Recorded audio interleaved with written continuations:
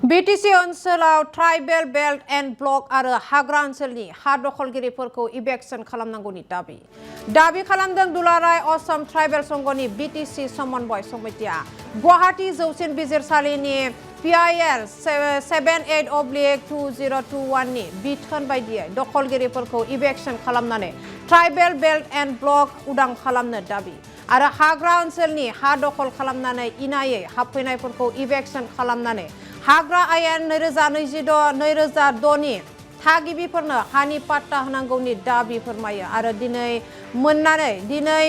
मोननै दफा दाबि फोरमायनानै गांसे गोसोखां बिलाइ दैथायहरो बीटीसीनि गाहाय मावफुं सोद्रोमा हाग्रामा महिलारिनो।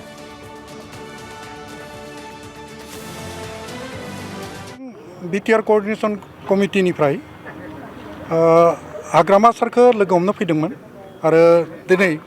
जों मोनसे मेम'रेन्डाम साबमिट खालामबाय आरो दिनै लोगो हमनायनि जाहोना जाबाय मा जों मोननै माबा पइन्ट्स लाबोदों आरो बे पइन्ट्सआ जाबोबाय मोनसेया जाबाय एनक्रचार आरो मोनसेया जाबाय फरेस्टआव बेदखल खालामनाय बे मोननै बाथ्राखौ लाना जोङो दाबि दावा खालामदो। जों मिथिगौ बीटीसी सुक्ति जानायनि उनाव जेरैबायदि जों सानदोंमोन जे बीटीसीआव जोङो ट्राइबेल माहारिफोरा सुख शान्ति संसार जानो हागोन किन्तु जों नुबाय जे बीटीसी सुक्तिनि उनावबो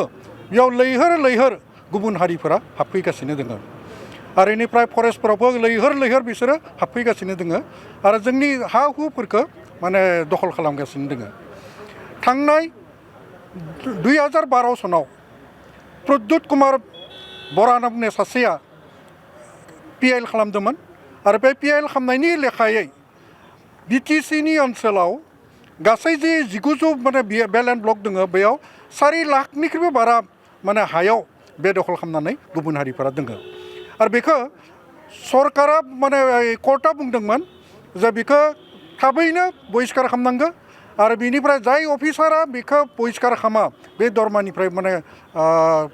फाइन हिसाबै कर्तन खालामनाय जागोन।